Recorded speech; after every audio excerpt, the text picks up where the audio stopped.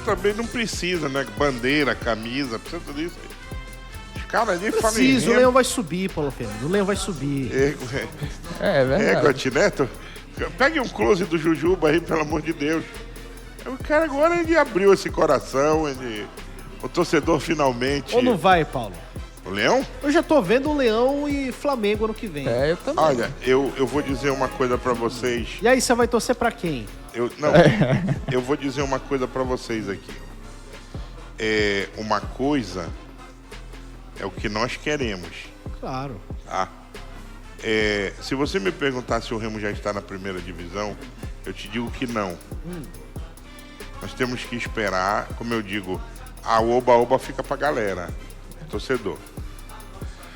Agora, uma coisa eu te falo. Domingo é decisão de Copa do Mundo. Sim. Tem que entrar com sangue nos olhos, tem que entrar com a faca no dente.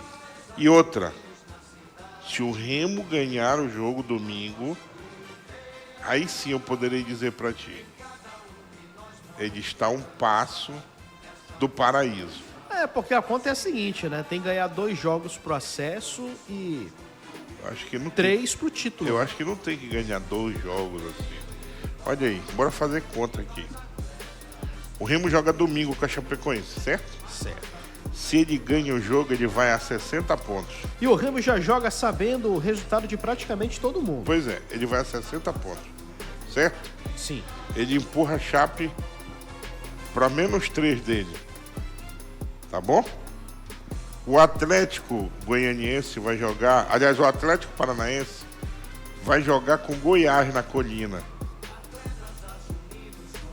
Se esses resultados, os outros resultados, forem favoráveis, o Criciúma vai jogar com América e Minas. Bed, se o Goiás ganhar aqui no Atlético, o Atlético tá fora, hein?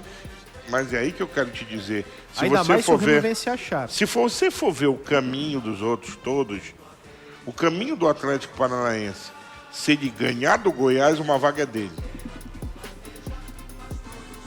Porque o caminho dele depois, como diria, é só garapa. Porque não tem mais ninguém, está todo mundo morto. Agora, se ele perde do Goiás, ele fica lá atrás e não chega mais. Porque só vão faltar 3 rodadas. Então vamos lá. Quem está disputando a vaga para mim, tá? As vagas. Coritiba, Chapecoense, Remo, Goiás, Atlético Paranaense e Criciúma. Para mim, são 4 vagas para 6 clubes. Aí Novo Horizontino não entra nessa briga, né? Tá, são 6.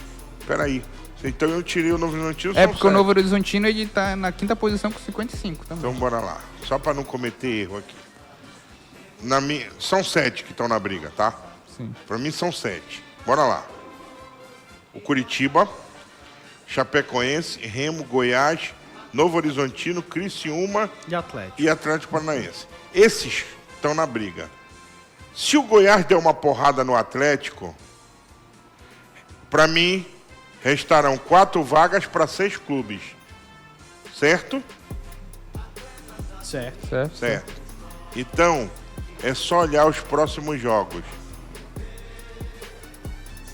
Se eu não estou enganado... Aí vai faltar 3 partidas. Para cada um. Se eu não estou enganado, eu vou só te mostrar o próximo jogo aqui para dar a notícia certa para a galera. O próximo jogo do Goiás contra o Cuiabá.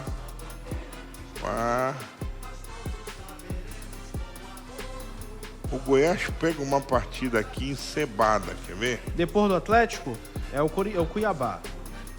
Depois do Atlético é o Cuiabá. Mas tem outra depois do Cuiabá, né? Depois do Cuiabá tem o Novo Horizontino. Exatamente. Então bora lá? O Goiás ganha do Atlético. Tirou o Atlético. Ficaram quantos? 6. Para 4 vagas. Mas Goiás e Criciúma vão jogar. Aliás, Goiás e Novo Horizontino, Remo e Novo Horizontino, eles vão jogar entre eles. Então, se esses jogos acabarem em empate, não quer dizer que o cara tenha que chegar com 63, 64. Porque as outras equipes não vão pontuar. Vão fazer um ponto também. Então o Remo pode chegar no jogo final, e é isso que a gente torce, só para fazer festa. Fora que estão Já dizendo pensou? que o Remo tem que chegar a 61 pontos. Né? Mas é o que eu tô dizendo, talvez com 60, 61, classifique. Isso. Por isso que eu digo que o jogo de domingo, o jogo não é outro, o jogo é o de domingo. Não pode de forma alguma perder esse jogo aqui. Exatamente. O jogo é domingo. Tem que quebrar os caras no meio, dentro de campo. Quebrar, que eu diga, no futebol, tá? Pelo amor de Deus. E pra não deixar os caras respirar, ir pra cima. E é o jogo, Vanderlei. É verdade, Paulinho.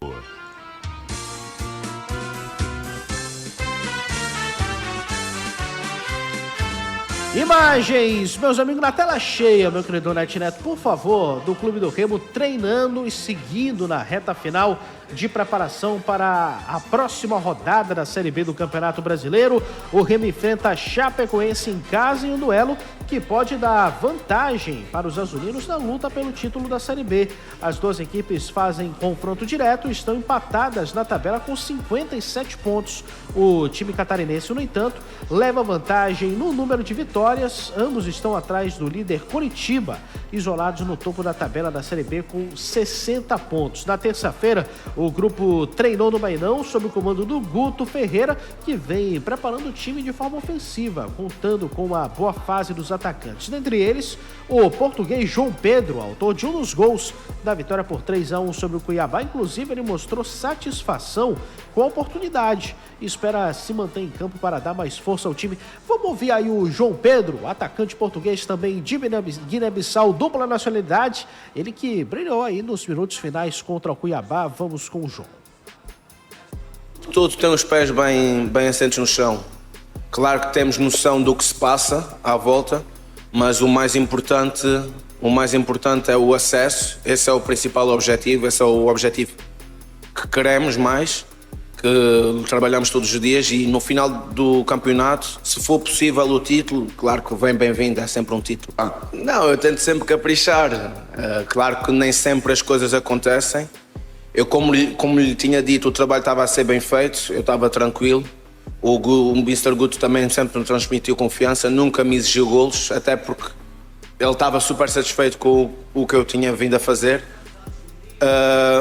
Foi uma opção técnica, eu respeito, vou continuar a trabalhar para voltar a ter oportunidade, e quem está lá está a fazer um bom trabalho, todos os jogadores estão a fazer um bom trabalho, todos os jogadores estão, sempre que estão dentro do campo, jogam bem, dão tudo, e isso é o mais importante, o importante é a equipa.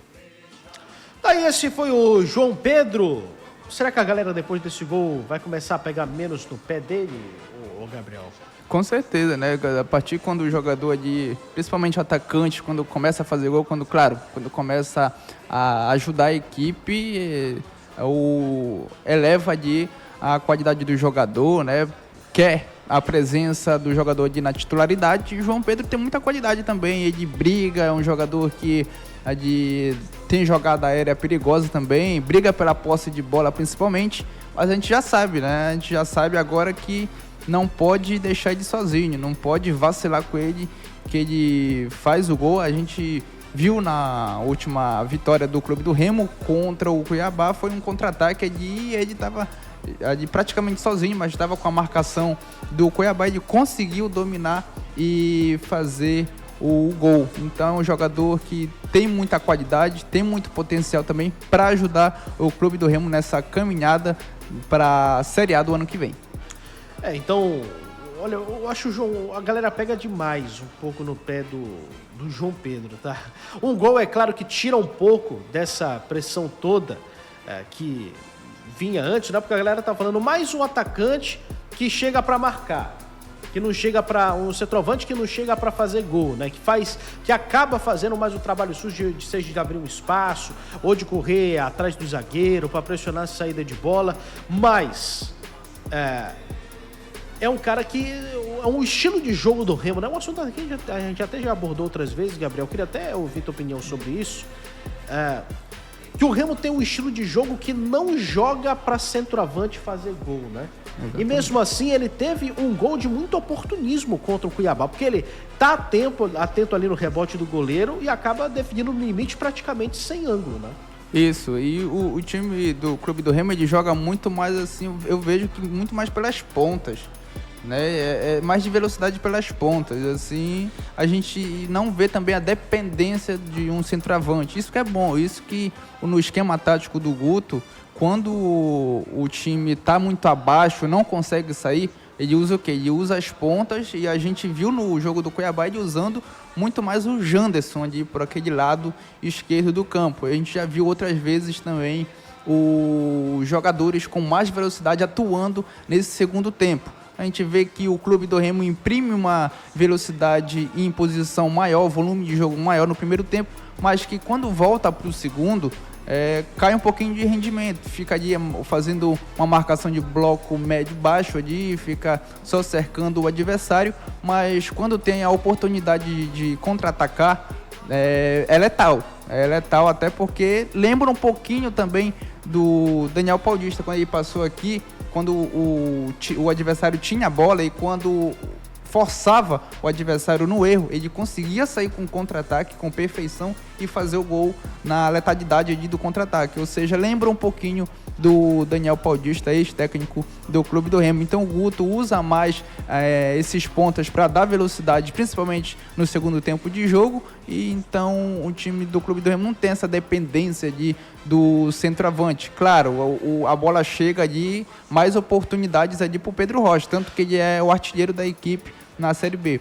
E começou a jogar de outro jeito também, né? O Pedro Rocha jogando ali como se fosse um falso 9, horas também aparecendo ali entre os zagueiros, né? O jogo contra o Atlético foi uma marca, né, do que é essa nova função do Clube do Remo, que a gente lembra no finalzinho da época do Antônio Oliveira, ele coloca o Pedro Rocha para jogar de costa para zagueiro para fazer pivô. Quando ele não tem como fazer isso, né? Não tem nem o porte físico e ele não sabe jogar dessa forma. O Pedro Rocha é bom na velocidade, ele é bom no 1 contra 1, no drible, e colocar ele para jogar desse jeito, até falei. De certa forma era burrice, cara, porque você tá desperdiçando algumas das melhores qualidades do teu principal jogador, que é o artilheiro do campeonato. Então, o João Pedro, ainda mais saindo no banco de reservas, né?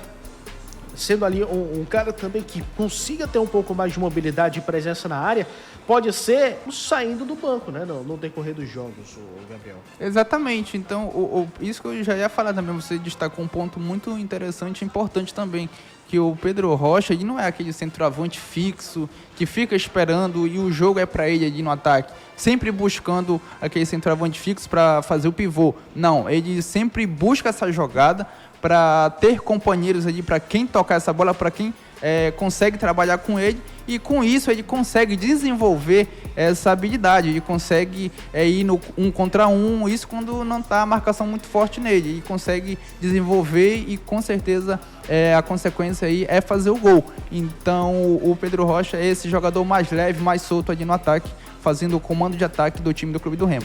11h17, seguindo aqui com a pauta, olha só, Remo e Chape vão se enfrentar no domingo em um confronto bastante equilibrado, né? Colocando frente a frente terceiro e segundo colocado, respectivamente, com 57 pontos. Além disso, assim como o Remo, né, a Chape também está invicta a 6 partidas. Comandado pelo Guto Ferreira, foi perfeito também nas últimas rodadas, superando o CRB, também o Operário, o Atlético Paranaense, Paysandu, Atlético e Cuiabá. Já a sequência da Chape do Gilmar Dalpozo é quase igual à do time azulino. Contudo, o time catarinense tem um empate e 5 vitórias. O Verdão do Oeste venceu o Amazonas, Novo Horizontino, Ferroviária, Goiás, Operário do Paraná e empatou com o Botafogo de São Paulo. Anteriormente, são 2 times, Gabriel, que vêm de arrancadas nessa reta final da Série B, e alguém vai perder essa invencibilidade aí. Com certeza, então é um jogo aí muito difícil para o Clube do Remo, tem que entrar ligado, até porque a Chapecoense também quer subir para a Série A, de volta aí na elite do futebol brasileiro. A gente sabe que a Chape tem seus destaques, tem o Neto Pessoa lá, tem o Walter Klá também, que é um dos artilheiros aí da competição. Então o time do Clube do Remo tem que ficar de olho nesses jogadores, tem que ficar de olho também na marcação ali dos jogadores que são muito bons no 1 contra 1 e até mesmo os jogadores que estão disponíveis para esse jogo contra a equipe do Clube do Remo. E aí, Michel Anderson, Remo e Chape, estava comentando aqui com o Gabriel, dois times que estão em momentos de arrancada. É aquele jogo que vai ser crucial, né? Para definir quem sobe e quem não sobe. Lembrando que Remo e Chape ainda podem cair na tabela, porque são duas equipes que vão jogar praticamente sabendo de todos os jogos que importam, de fato, na rodada, né? Vamos até recapitular aqui essa rodada. Como é que é? Eles vão jogar... Já com outras definições de adversários diretos. Todo mundo já vai ter jogado? Não todo mundo. Olha só, vou até repassar a rodada aqui, tá? Próxima rodada, 35ª da Série B. Remo e Chape vão se enfrentar no domingo 6h30, mas antes o Cuiabá já vai ter jogado com o Amazonas, Goiás já vai ter enfrentado o Atlético Paranaense, a Ferroviária já vai ter jogado contra o Criciúma e o Coritiba já vai ter jogado contra o CRB. Lembrando que o Criciúma na verdade, o Goiás... o Goiás e o Criciúma. Tá faltando só o Novo Horizontino, né? Só o Novo Horizontino vai jogar depois contra o América na segunda-feira. Cara, na minha visão, quem vencer o jogo subiu. Quem vencer o jogo subiu. Michel, uma final antecipada pra ti? Mas com 60... É uma final antecipada. Mas com 60 não sobe. É verdade. Com 60 não vai subir. Porém, você com 60 pontos, vencendo um jogo desse tamanho, faltando 3 rodadas e tendo como retrospecto, no caso do Remo, se vencer 7 jogos e 7 vitórias, faltando 3 rodadas e você precisando ali de 2 empates, a probabilidade disso acontecer, até pelo estado anímico que vai ser gerado com uma vitória, é muito grande. E o mesmo vale para a Chape, porque, eu não sei se você já citou aí, mas a Chape também está numa sequência invicta. Não é uma sequência 100%, mas é uma sequência invicta. Se eu não me engano, são 5 ou 6 jogos que a Chape não perde. 6 jogos, né? Que a Chape... Só com um empate apenas. Exatamente. Então, assim, o mesmo vale para a Chape. Se ela vir em Belém, conseguir um resultado positivo diante desse caldeirão que vai ser o Baenão, cara, chegar a 60 pontos e faltando 3 jogos, penso eu, até porque a sequência da Chape é mais fácil do que a do Remo. Ainda tem nessa, né? A porcentagem, inclusive, na verdade, do Coritiba e da Chape, se a gente for pegar aqueles números dos matemáticos, né, são muito maiores do que, inclusive, do Remo, justamente pela tabela que tem pela frente. Isso. E olha que as chances do Remo já ultrapassam os 50% também. Mas uma coisa que eu fiquei pensando nos últimos dias é porque muita gente falava lá no começo da Série B que essa seria uma das mais desinteressantes da história. Mas pelo contrário, cara, essa tem sido uma das séries B mais competitivas da história. E eu digo aqui em relação a